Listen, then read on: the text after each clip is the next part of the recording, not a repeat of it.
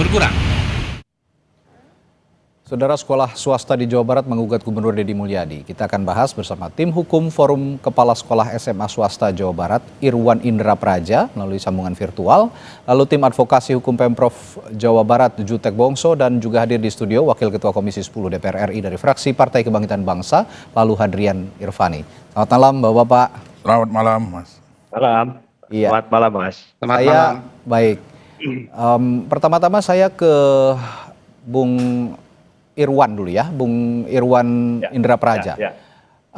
Oke. Saya ingin tahu juga latar belakang Anda menggugat Gubernur Deddy Mulyadi, karena tadi kalau menurut alibinya Pak Gubernur Deddy Mulyadi bahwa kita ini menyelamatkan banyak siswa untuk yang putus sekolah untuk bersekolah gratis begitu. Bisa Anda jelaskan kira-kira? Ya. Jadi baik, selamat malam para pemirsa dan rekan advokat Jutek Bongso. Selamat malam Pak. Selamat malam. Dari anggota DPR. Yang pertama, ada beberapa poin yang kita uji ke Pengadilan Tata Usaha Negara Bandung. Itu adalah tentang terbitnya keputusan Gubernur Jawa Barat tentang petunjuk teknis pencegahan anak putus sekolah ke jenjang pendidikan menengah di Provinsi Jawa Barat. Yang pertama. Yang kedua, di beberapa daerah, terutama kabupaten kota yang ada di Jawa Barat, apa yang tadi disampaikan oleh Pak Gubernur, memang betul peminat yang sekolah masyarakat sekolah ke sekolah swasta itu berkurang. Apalagi dengan terbitnya surat keputusan ini. Sehingga seolah-olah di sini menyebutkan yang seharusnya rombongan belajar itu berjumlah 36. Tapi dalam surat keputusan ini ditambah menjadi 50 rombongan belajar. Mungkin bisa dibayangkan satu kelas kalau penuh itu mungkin tidak akan efektif. Itu mungkin latar belakangnya seperti itu. Ya, Anda mengatakan 50 orang itu terlalu banyak dalam satu kelas begitu ya. Tapi menurut Kang Deddy Mulyadi ini justru menyelamatkan siswa yang putus sekolah untuk bisa kembali bersekolah secara gratis. Saya kalau gitu kepala lu jalan tengahnya, sebelum saya nanti tanya juga ke Bung Jutek Bongso. Lalu jalan tengahnya gimana kalau gitu ya? Kang Deddy Mulyadi bilangnya ini kan langkah penyelamatan gitu untuk anak-anak putus sekolah. Tapi menurut Indra tadi bilang ya 50 terlalu banyak sehingga juga tidak efektif dalam satu kelas gitu. Gimana Bung Lalo? Betul. Jadi gini. Jadi begini. Ya, sebentar. Saya ke Bung Pak Lalo dulu, saya bertanya sebentar ya, Bung Indra. Oke, silakan. Baik. Ya, jadi gini Mas. Penambahan ini tentu ada pertimbangan-pertimbangan. Nah, di dalam aturannya penambahan ini dimungkinkan. Jadi maksimal dalam satu rombel untuk SMA itu memang 36. Ya. Tetapi ada aturan Permendikbudristek nomor 47 tahun 2023, kemudian diperkuat lagi dengan SK Beskap nomor 71 tahun 2024 untuk daerah tertentu. Dengan kata lain pengecualian.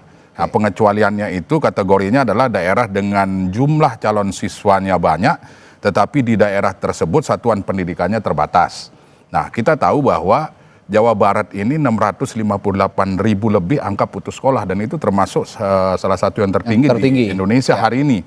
Nah, mungkin dengan dua aturan yang saya sebut tadi, Kang Deddy membuat sebuah keputusan yang hari ini menambah dari 36 menjadi 50. Dan itu dimungkinkan? Dimungkinkan karena aturan itu belum dicabut oleh Kementerian hari ini. Nah, kami di Komisi 10 ketika ini bergulir juga sudah menanyakan kepada Mendikdasmen terkait dengan yang terjadi di Jawa Barat. Nah, sudah ada pertemuan antara Mendikdasmen, antara pihak Kementerian Pendidikan Dasar dan Menengah dengan Pak Deddy Mulyadi atau Pemprov Jawa Barat. Dan dari hasil pertemuan itu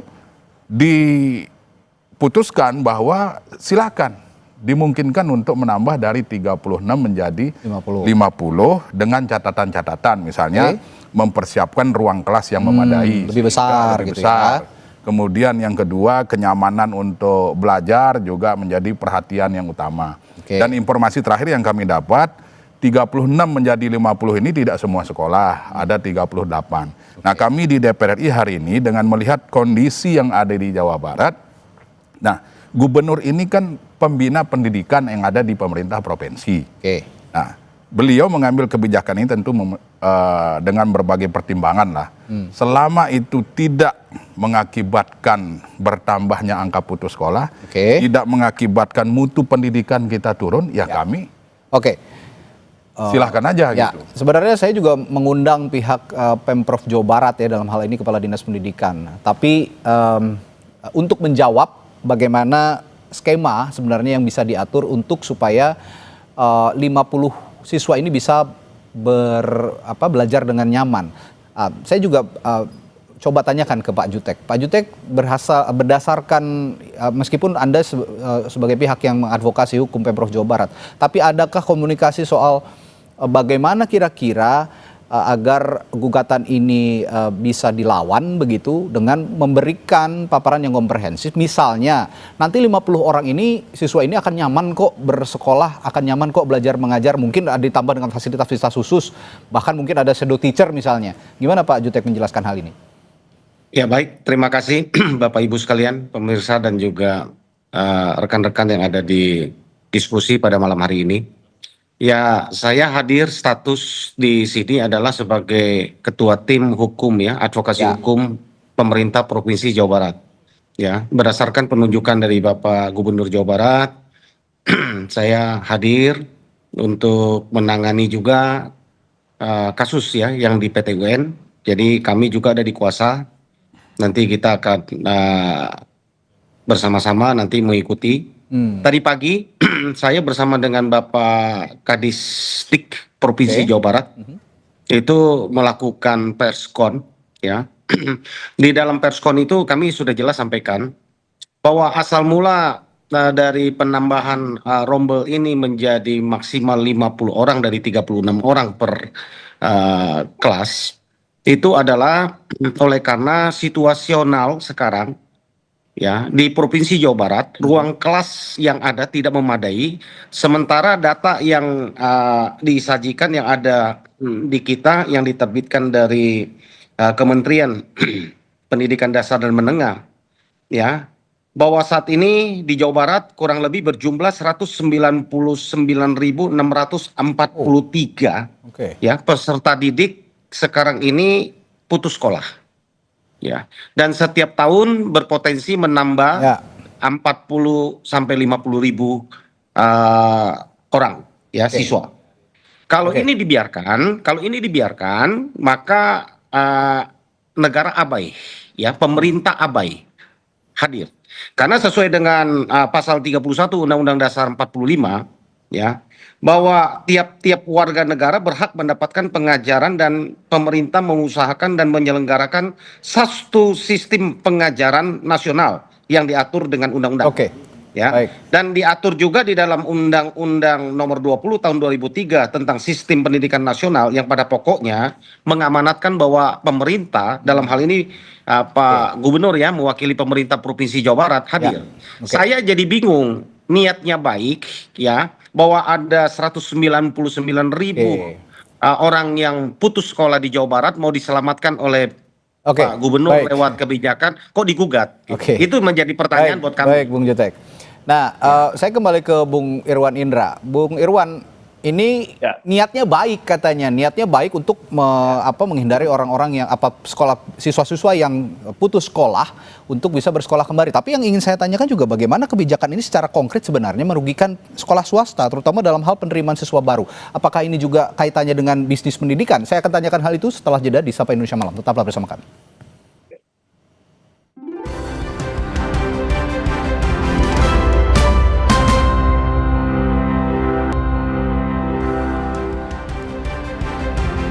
Saudara, alasan 8 organisasi sekolah swasta di Jawa Barat menggugat Gubernur Deddy Mulyadi karena kebijakan penambahan rombongan kelas menjadi 50 siswa membuat sekolah menengah swasta kehilangan calon siswa baru. Penurunan jumlah murid tahun ajaran baru salah satunya dialami sekolah menengah kejuruan SMK Farmasi Cipto Kota Cirebon. Sebelum kebijakan Gubernur Jawa Barat terkait penambahan rombongan kelas, sekolah yang biasanya mendapat sekitar 10 murid tahun ini hanya mendapatkan 1 murid saja. Ketua Forum Komunikasi Kepala SMK Swasta Cirebon, Ari Nurrahmat, menilai kebijakan gubernur sangat berdampak terhadap keberlangsungan sekolah swasta di Jawa Barat. Kebijakan yang diperuntukkan bagi siswa dari keluarga tidak mampu ini juga dianggap tidak tepat sasaran. pengalaman sekolah saya gitu, artinya sekota Cirebon bahkan se-Jawa Barat itu dampaknya luar biasa, terutama yang cabut berkas. Jadi banyak yang sudah terdaftar di SMK swasta karena negerinya dengan program PAPS, artinya akhirnya cabut berkas pindah ke sana karena dari negerinya sendiri menelpon dan menghubungi orang tua tersebut. Seperti itu. PAPS itu menurut Bapak tidak tepat sasaran, Pak? Betul, banyak yang tidak tepat sasaran. Kan PAPS itu tadi kan dari judulnya aja anak putus sekolah. Artinya yang tergolong miskin atau miskin ekstrim kan. Tapi ternyata banyak yang orang tuanya masih mampu diakomodir oleh pihak sekolah. Sebelum jeda tadi saya bertanya kepada Bung Irwan Indra sebagai penggugat.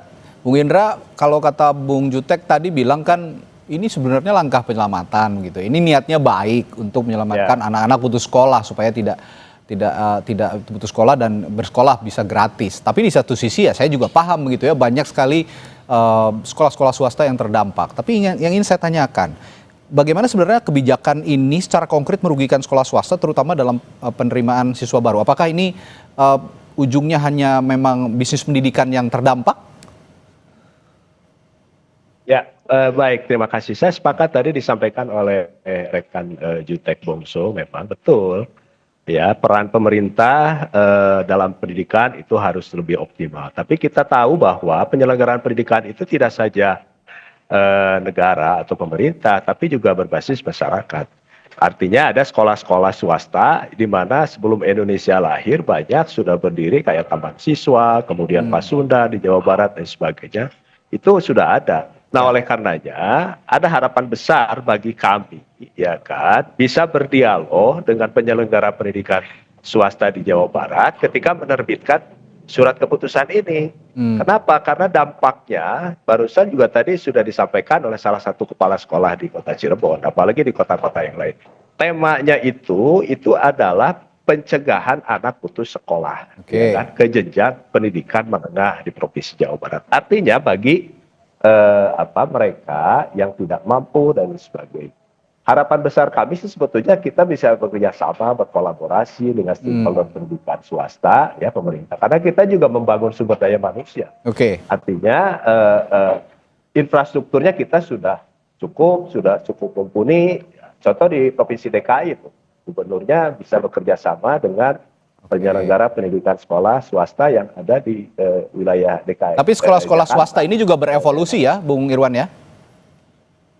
Iya. Menyesuaikan dengan zaman gitu. Menyesuaikan dengan keadaan, kan begitu poin. Oke, baik. Bung Jutek, sebenarnya permasalahannya sepertinya ini kurangnya komunikasi atau kurangnya dialog. Tadi Bung Irwan juga sudah menyinggung bahwa belum ada dialog. Kira-kira akan ada dialog nggak sebelum memang nanti merespon segala gugatan? Mas, saya tanggapin dulu ya.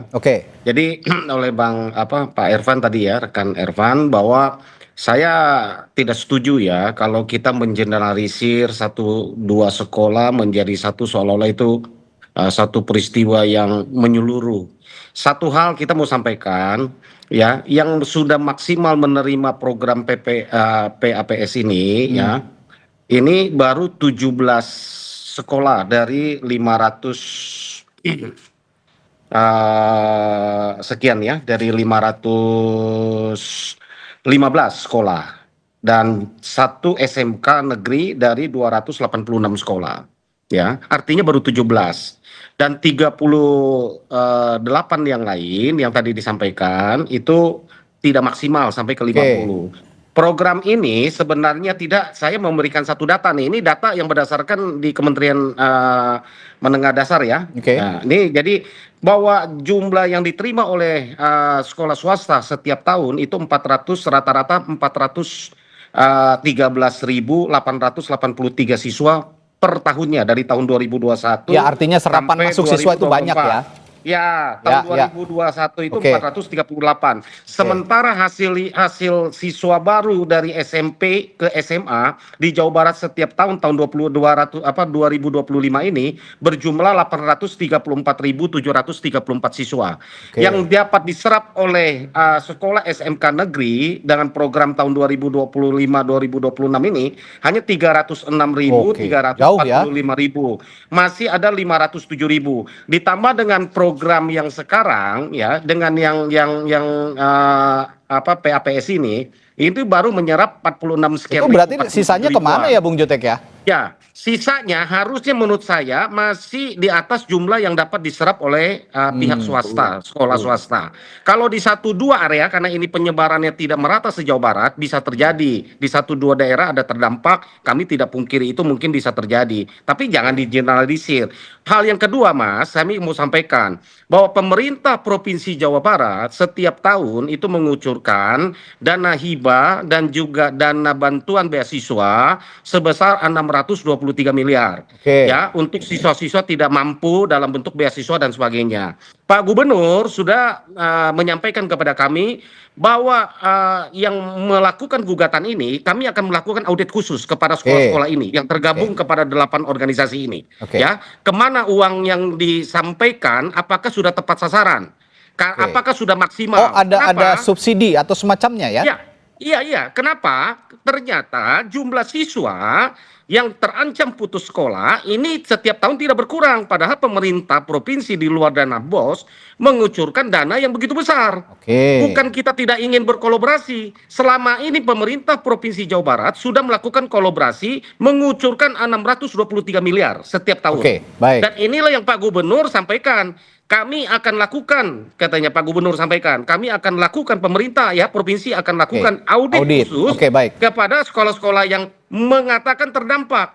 Betul nggak terdampak? Apa yang dipakai digunakan tepat sasaran nggak? Nyatanya data anak putus sekolah ini tidak berkurang di Jawa Oke, Barat. baik. Dengan situasi itu, Mas, makanya pemerintah Provinsi Jawa Barat, ya kan,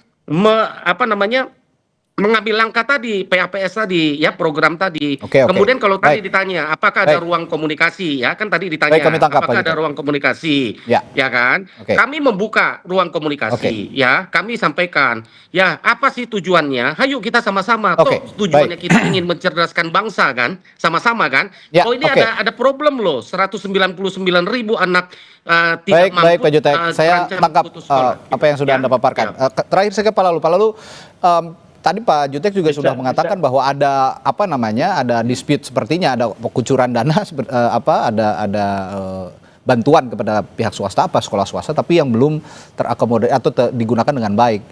Kalau begini, apa yang salah? Dan tadi soal komunikasi juga sepertinya juga belum terlalu baik dilakukan antara kedua belah pihak.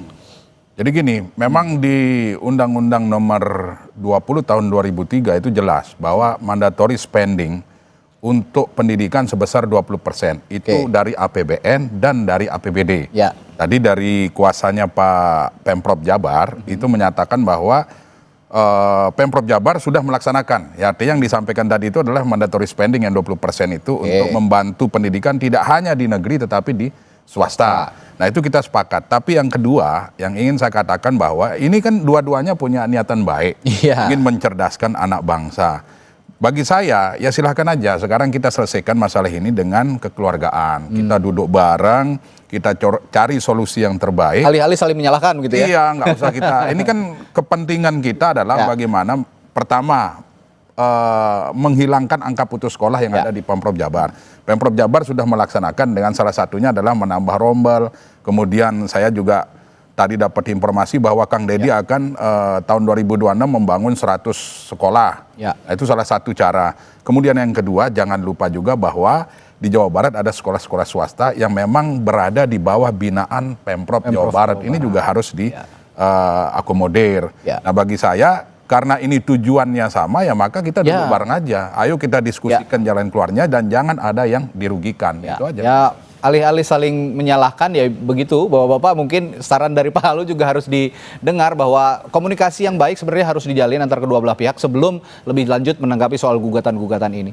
Baik, terima kasih Pak Irwan, Pak Jutek Bongso dan juga Pak Lalu sudah kami menanggapi bisa. Ya, sedikit saja, singkat saja, waktunya sudah habis. Singkat saja, silakan. Oke. Ya, silakan Mas Irwan. Kami dari penyelenggara pendidikan sekolah swasta sepakat tuh. Ya, kami sepakat tuh adanya audit dan sebagainya. Karena tiap tahun juga harus audit. Termasuk juga sekolah negeri, ya kan, harus diaudit juga. Apalagi infrastruktur, RKB dan sebagainya. Itu saja sih sebetulnya. Tiap tahun juga kami. Ya, berarti audit juga sudah sering dilakukan ya. Dan itu tidak pernah ada masalah berdasarkan catatan Anda. Tahun itu berkala. Ya, intinya soal komunikasi tadi yang saya bilang. Baik, terima kasih Bung Irwan, Bung Jutek dan juga Pak Lalu sudah hadir di Sapa Indonesia Malam hari ini. Sampai jumpa lagi, saya selalu selamat malam.